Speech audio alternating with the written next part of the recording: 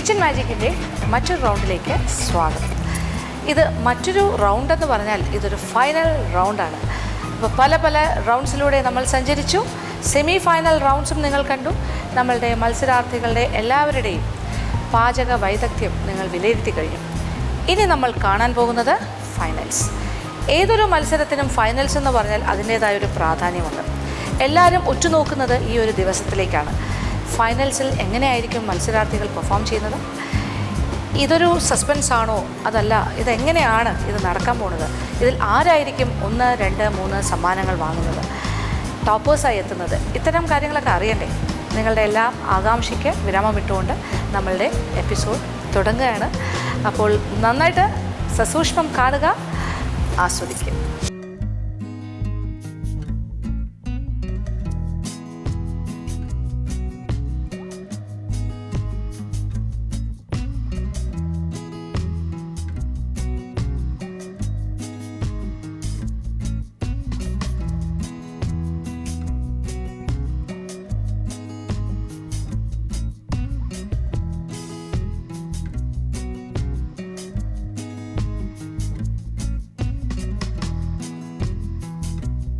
എല്ലാം തയ്യാറെടുപ്പായോ? ഏകദേശം. ചോക്ലേറ്റ് എക്ലേഴ്സും ആദ്യം എന്താ ചെയ്യാൻ പോകുന്നത്? Chocolate eclairs. Okay. Second gulab jamun. എല്ലാം കറക്റ്റായിട്ട് വായിച്ച് നോക്കിയല്ലോ? നോക്കി. എല്ലാം എന്താ പറയുക, എല്ലാം ആ സമയം പോലെ ദൈവത്തിൻ്റെ കൈകളിലാണ്. അതെ അതെ. എന്തായാലും ഗുലാബ് ജാമുൻ കഴിച്ചിട്ടുള്ള സാധനമാണ്, അതുകൊണ്ട് കുഴപ്പമില്ല. ചോക്ലേറ്റ് എക്ലേഴ്സ് കഴിച്ചിട്ടില്ല? എങ്ങനെ ഇരിക്കുന്ന ഏകദേശം ഒരു ധാരണയുണ്ടോ? ഇല്ല. ടേസ്റ്റിയാണ്. ഇത് അതുപോലെ ഫോളോ ചെയ്താൽ മതി കേട്ടോ. ചോക്ലേറ്റ് സോസ് ഉണ്ടാക്കണം. Cream filling or whipping cream എന്നാണ്. ക്രീം ഫില്ലിംഗ് ആണ്, വിപ്പിംഗ് ക്രീം വേണമെന്നില്ല. അതിന് പകരം ക്രീം ഫില്ലിംഗ്. ആ ക്രീം ഫില്ലിങ്ങിനുള്ളതാണ്. ബട്ടർ ക്രീമിനുള്ള ഇതാണ് മെത്തേഡാണ്. പിന്നെന്താ ഇതുണ്ടാക്കുന്നതിൻ്റെ കാര്യങ്ങൾ. ഓക്കെ, സൂക്ഷിച്ച് ചെയ്യാം.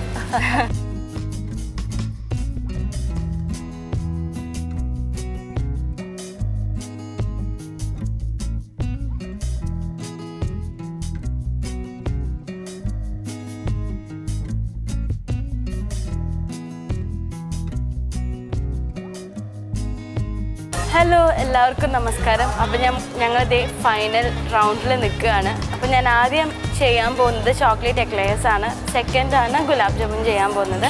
അപ്പോൾ ഇതിൻ്റെ പ്രൊസീജിയേഴ്സ് എങ്ങനെയാണെന്ന് നമുക്ക് നോക്കാം. അപ്പോൾ മൈദ മാവ് 3/4 കപ്പ് മൈദ മാവാണ്. അപ്പോൾ നമുക്ക് എടുക്കാം.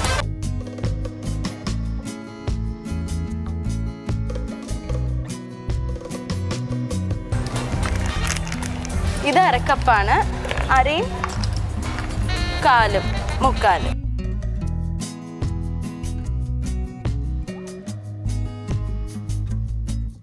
മുക്കാൽ കപ്പ് മൈദയും 1/4 ടീസ്പൂൺ ജാതിക്ക പൊടിയും പിന്നെ ഉപ്പും ചേർത്തിട്ട് നന്നായിട്ട് ഇടഞ്ഞ് വെക്കണം. ഉപ്പും 1/4 ടീസ്പൂണാണ്.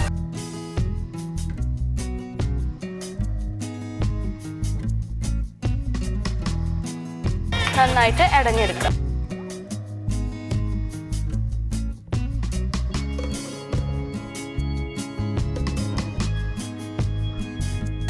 അപ്പോൾ നമ്മളുടെ മാവ് ഇവിടെ ഇടഞ്ഞ് മാറ്റി വെച്ചിട്ടുണ്ട്. ഇനി ഒരു സോസ് പാനിൽ 3/4 കപ്പ് വെള്ളം ഒഴിച്ചിട്ട് 3/4 കപ്പ് വെള്ളവും 6 ടേബിൾ സ്പൂൺ എന്നാണ് ഇതിൽ പറഞ്ഞിരിക്കുന്നത്. അപ്പോൾ 6 ടേബിൾ സ്പൂൺ ബട്ടറും കൂട്ടിയിട്ട് മെൽറ്റ് ചെയ്യണം. 2, 3, 4, 5, 6 ടേബിൾ സ്പൂൺ ബട്ടർ.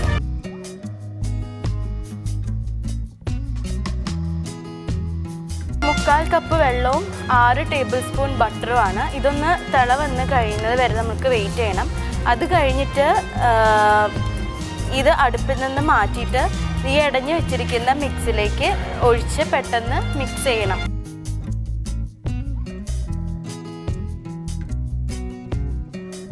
തിള വന്ന് തുടങ്ങിയിട്ടുണ്ട്. ഇനി നമുക്കിത് ഓഫ് ചെയ്തിട്ട് ഇടഞ്ഞു വെച്ചിരിക്കുന്ന മാവ് ഈ ബട്ടർ മിക്സിലേക്ക് ചേർക്കണം.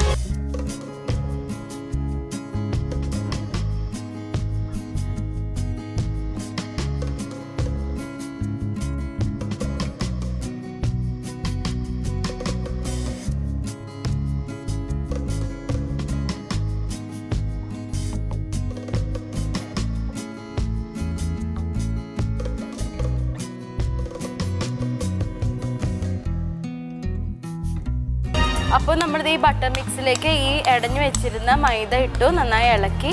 ഇനി കട്ടയില്ലാണ്ട് ഇളക്കണം. അത് കഴിഞ്ഞിട്ട് ചെറുതീയിൽ കുറച്ച് നേരം കൂടി ഒന്ന് 5 മിനിറ്റും കൂടി ഒന്ന് ഇളക്കി നന്നായിട്ട് യോജിപ്പിക്കുക. ചെറുതീയിലിടണം, അല്ലെങ്കിൽ അടി പിടിക്കാൻ സാധ്യതയുണ്ട്.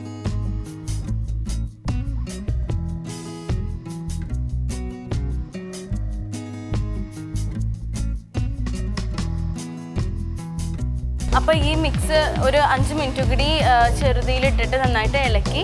ഇനി ഈ മിക്സിലേക്ക് നന്നായി പതപ്പിച്ച് വെച്ച മുട്ട ഒഴിച്ച് മിക്സ് ചെയ്യണം. അപ്പോൾ ആദ്യം അതിനായിട്ട് ഒരു മുട്ട പൊട്ടിച്ച് നന്നായിട്ട് ബീറ്റ്.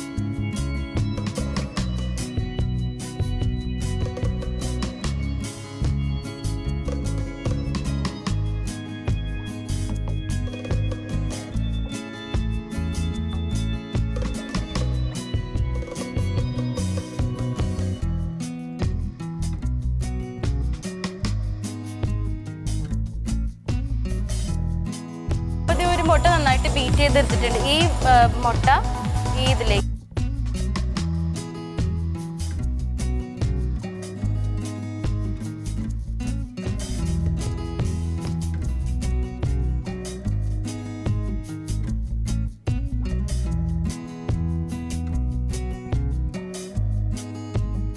യോജിപ്പിച്ചെടുത്തിട്ടുണ്ട്. ഇനി അതിനുശേഷം രണ്ടാമത്തെ മുട്ട ചേർത്ത് യോജിപ്പിക്കുക. രണ്ടാമത്തെ മുട്ട നമുക്ക് ബീറ്റ് ചെയ്തെടുക്കാം.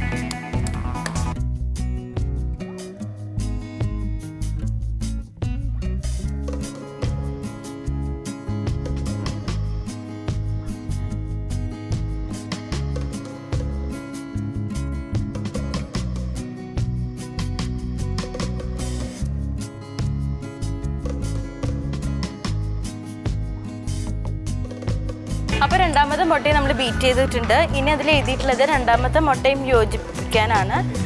അപ്പോൾ രണ്ടാമത്തെ മുട്ട യോജിപ്പിക്കും.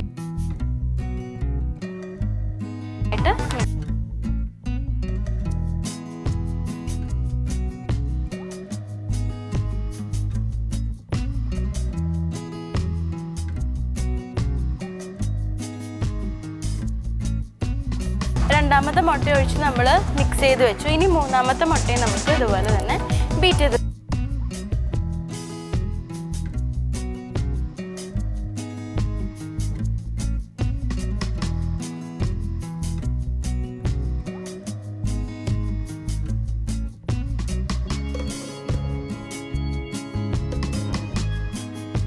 നമ്മൾ ബീറ്റ് ചെയ്തു. അതും കൂടി ഇതിലേക്ക് യോജിപ്പിക്കാം.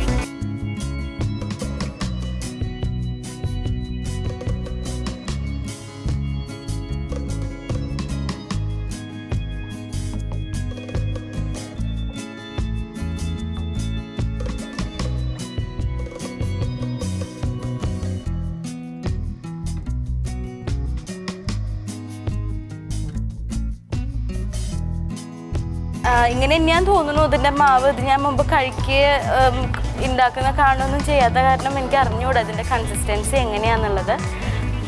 അപ്പം ഇനി ഈ മാവ് ഒരു ടേബിൾ സ്പൂൺ വീതം ബേക്കിംഗ് ട്രേയിൽ വെച്ചിട്ട് 30 മിനിറ്റ്സ് ബേക്ക് ചെയ്യാനാണ് ഇതിൽ എഴുതിയിട്ടുള്ളത്. അപ്പം നമുക്കതുപോലെ തന്നെ ചെയ്യാം.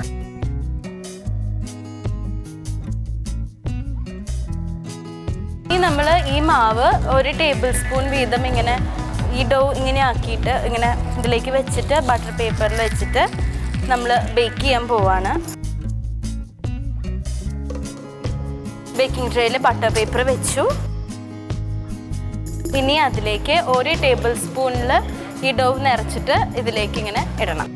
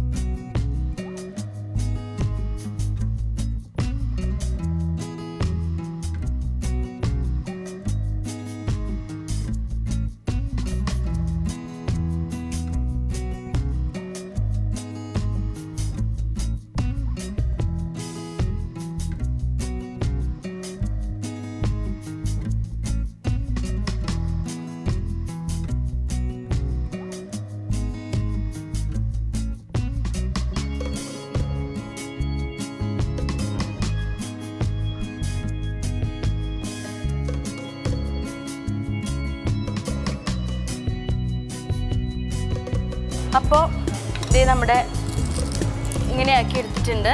ഇനി നമുക്ക് ഓവനിൽ 160 ഡിഗ്രി സെൽഷ്യസിൽ 30 മിനിറ്റ്സ് ബേക്ക് ചെയ്യാൻ വെക്കണം. അപ്പോൾ ഞാൻ വെക്കുകയാണ്.